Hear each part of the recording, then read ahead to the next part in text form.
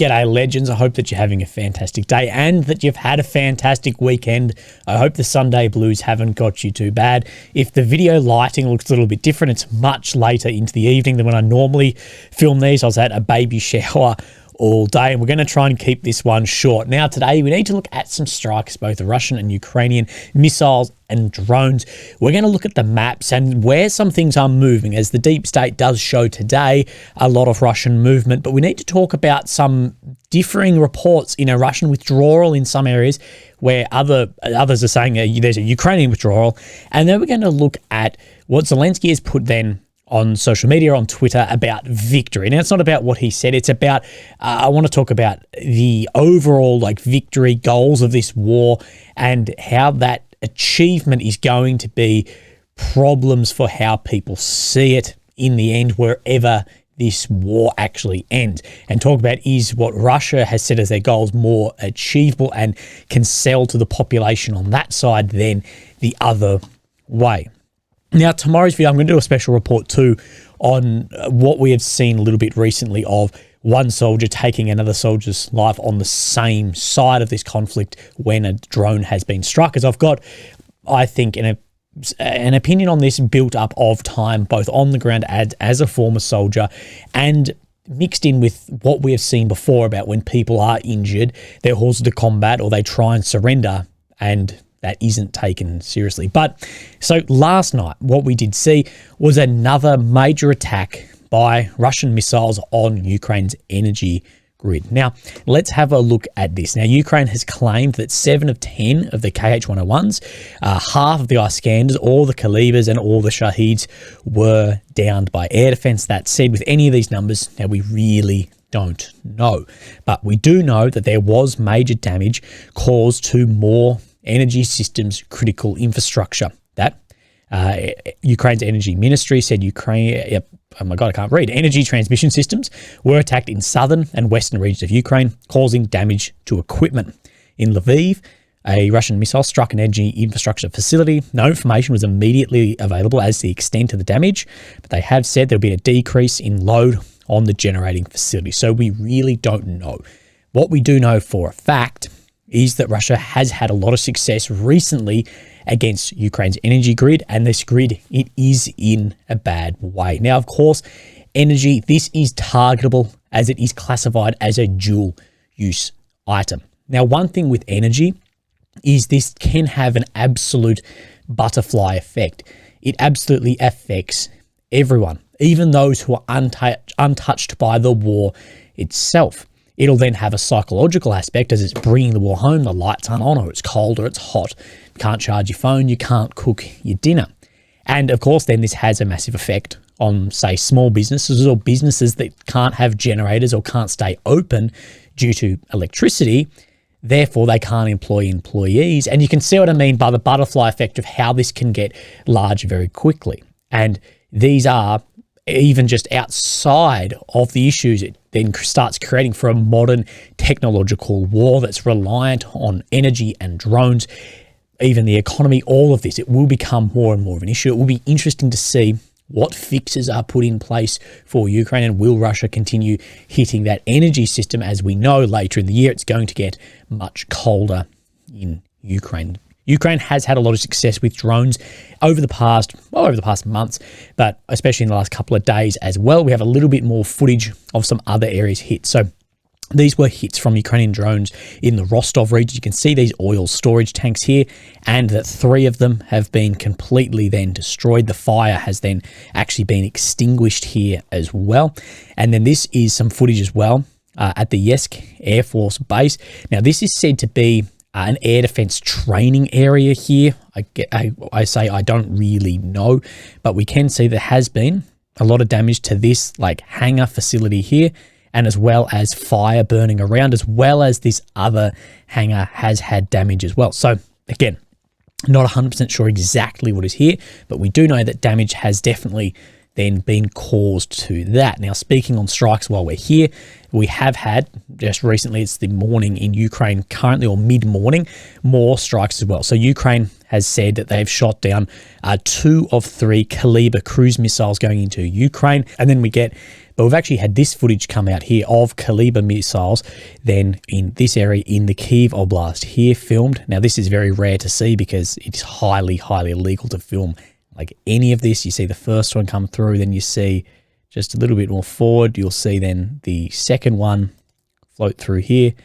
Now, in this footage, some people are saying that they see 4. Again, I've looked it through, I think I see 3, but either way, we know missiles are on their way and Russia is targeting many facilities and structures like this at the moment. Now, let's have a look at the maps. There is some interesting stuff. Firstly, let's have a look at some footage. So this is, of course, well, let's have a look at where Ukraine is. This is Ukraine, the center, the capital of Kyiv. The red area is occupied since 22, the purple since 2014. Now, we'll come down Zap Oblast, of course. This is the nuclear power plant here. So let's just jump across. This is the nuclear power plant.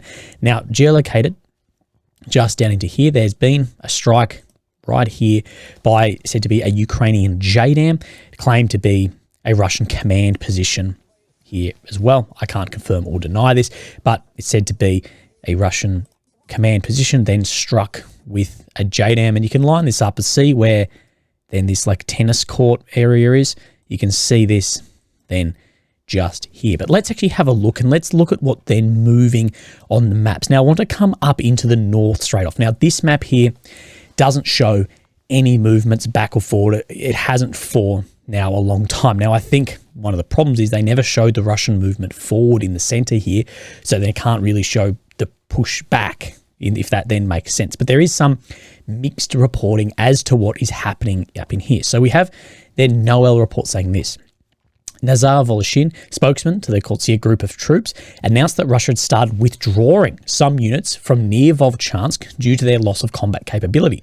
The withdrawal of troops has been observed both Lipsy and this area as well, so both on the west and the east and Vovchansk. Now, one thing we did say about this is we did say with these areas that Russia, it seemed, never had the troops to actually make a realistic push on Kharkiv. And I've been saying, go back through my videos last few weeks, I think we could have seen a withdrawal at some point. As quickly as we saw it come in, we could see a complete withdrawal. That's how a reconnaissance, what we saw in the beginning of this happened. And I wouldn't be surprised if we see a complete withdrawal out of here, open up somewhere else, as I'm still adamant that exactly what this was for was to free up then other units to move in the east. I still believe this is the area where Russia want to push, and all of this is to try and draw troops away. And it does look like Ukraine did take the bait for that a little bit, that instead of, settling back in defensive works and then having that push back and inflicting casualties, pump soldiers in to try and not lose then the city here. And we're seeing now an urban war in here. But then we have, say, Suriak maps reporting very differently to this. So this is then the same area. I'll just move this across here. Situation North Kharkiv. From Chuhiv axis, Ukrainian army managed to re-enter the central part of Staritsia. So this is just down in here. If we zoom down here, Staritsia down here. And meanwhile, in Vovchansk town, Russian army began clearing the position south of this street after the withdrawal of Ukrainian forces to the other side of Vovcha River. So what Suriak is saying, this, of course, is the Vovcha, that the Ukrainian forces have pushed back across to the south here in some areas, and that Russia are clearing operations down around here. Again, it's so hard to know exactly what actually is happening down in this area. Of course, Deep State still showing then this disconnect here.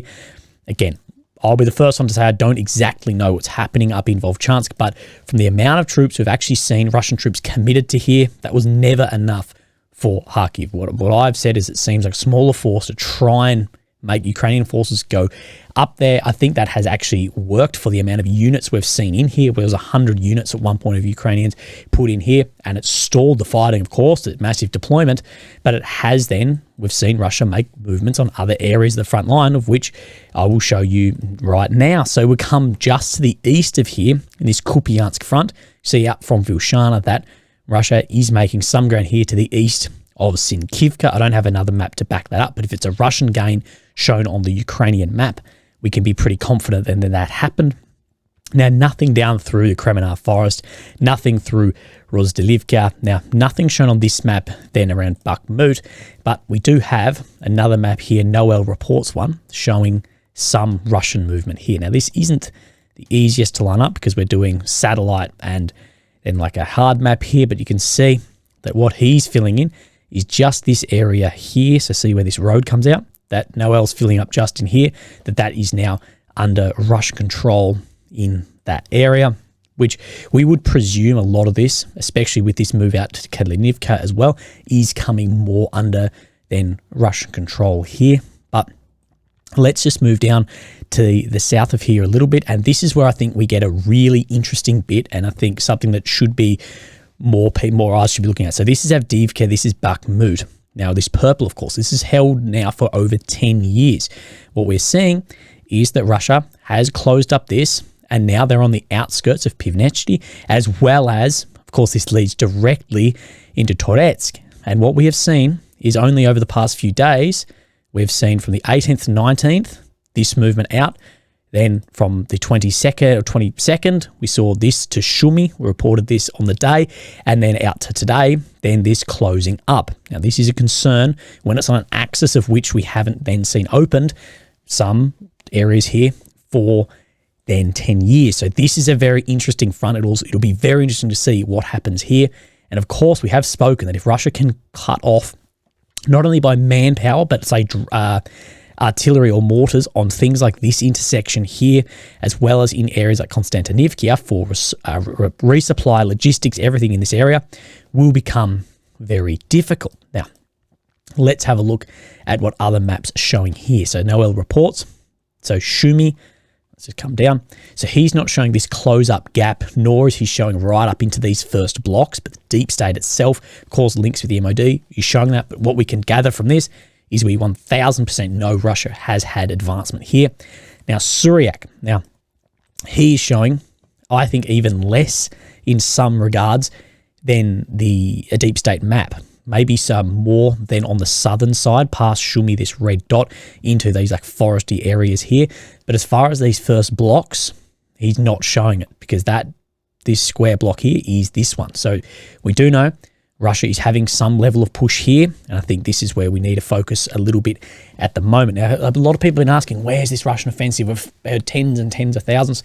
Well, attritional warfare doctrine does not really say that you have one big push. That's not it. What you do is, because that could get cut off, you have little advancements on many areas of the front.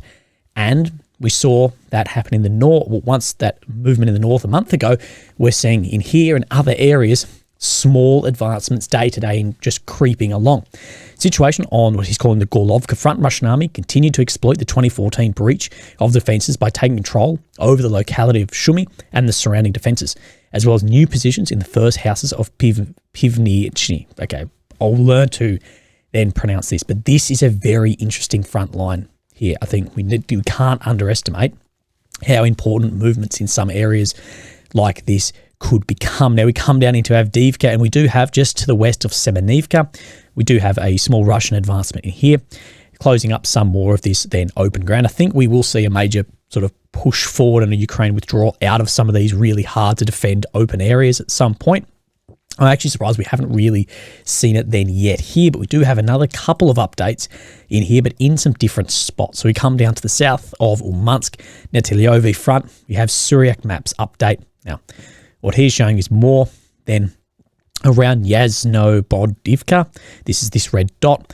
Then a more closing up in here, basically the same as being shown as grey zone on the deep state map itself. Let me get rid of that thing. And then we have a Noel reports Ukrainian map in here too. And what he is showing, so we come down, is he's showing more of a push out then into Karlivka. Now this is Karlivka just in here. It'll disappear as I zoom in. Regardless, let's have a look at where these are. So see where this road turns up. This is this road. So he is saying that the Russian forces are into Karlivka in here. Of course, this is going to put pressure on the troops that are in here, these Ukrainian troops down in this sort of open ground between then these two reservoirs. Now, Krasnoyarivka, an area we haven't really seen too much movement, but we are seeing a lot on in some other maps in here, but we know there's a lot of urban fighting happening. It depends what maps you look at, but these are the ones we go with. Now, Suriak is just showing a very small movement right all along this road here. As far as what differences on these maps, it's been different for a while, especially to the south of here, and as well to the east and the north. Now, Krasnoyarivka, we know, hell of a lot of fighting, but the information we're getting out of there is actually very limited.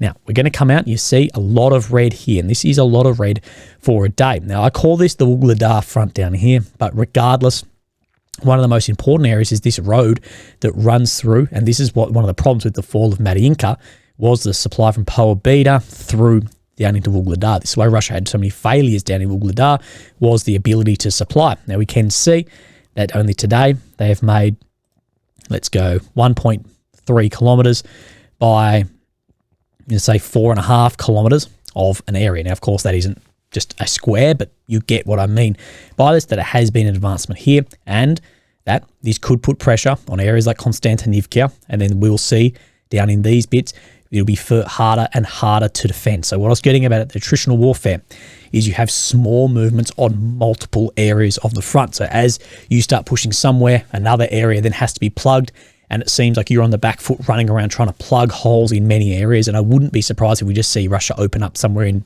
say, Sumy Oblast, another front line somewhere else for Ukraine to plug, and that sort of chasing your tail around. And you can do that if you've got more of the troops and more of the artillery.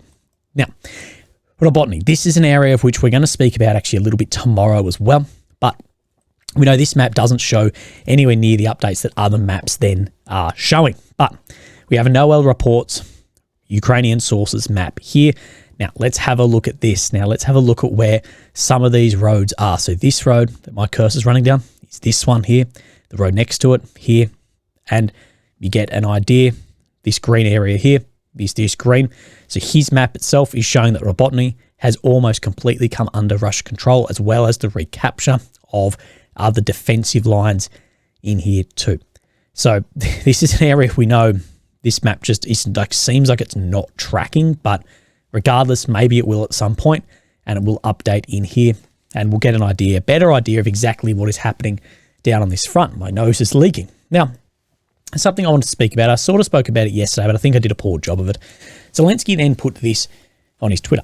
We will not allow the occupier to remain on our land. We'll expel the Russian army and ensure the world despises Putin's new Nazism, just as it does other totalitarian ideologies. We have already proven that we can win. The world sees that we're capable of doing so. We must end this war fairly for Ukraine. Thank you to everyone who is fighting and working to ensure Ukraine and life prevail. Now, what I sort of went over yesterday, I want to speak about in this is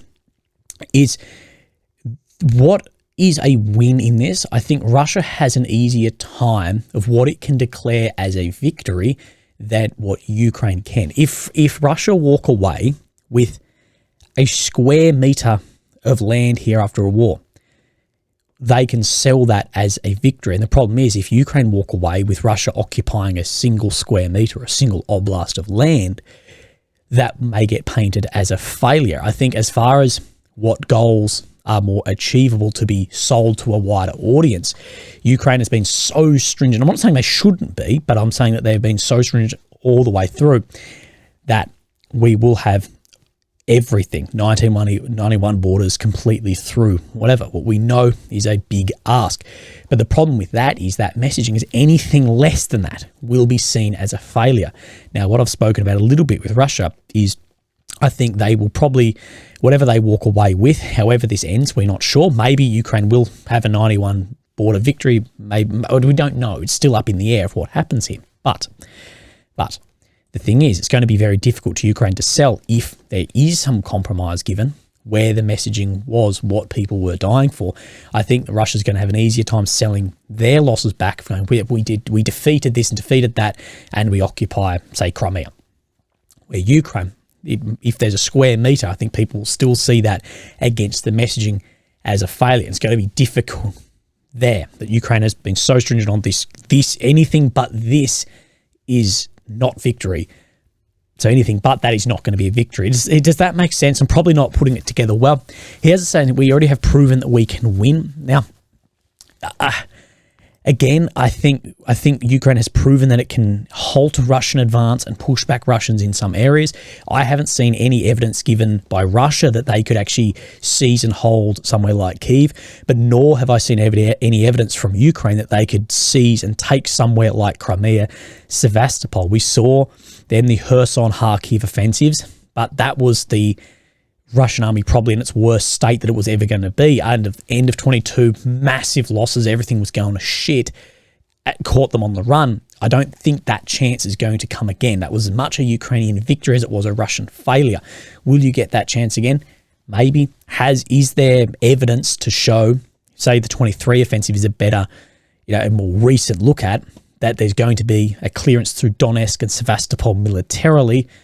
I don't see. I think more people are starting to go, hey, what actually is the realistic outcome? If we look at what's happened here, I think people on the Russian side are doing this too, going, hey, you're talking about Zap, Dnipro, all these areas. Is that really realistic? Has either side shown that they can achieve their goals set out in the beginning?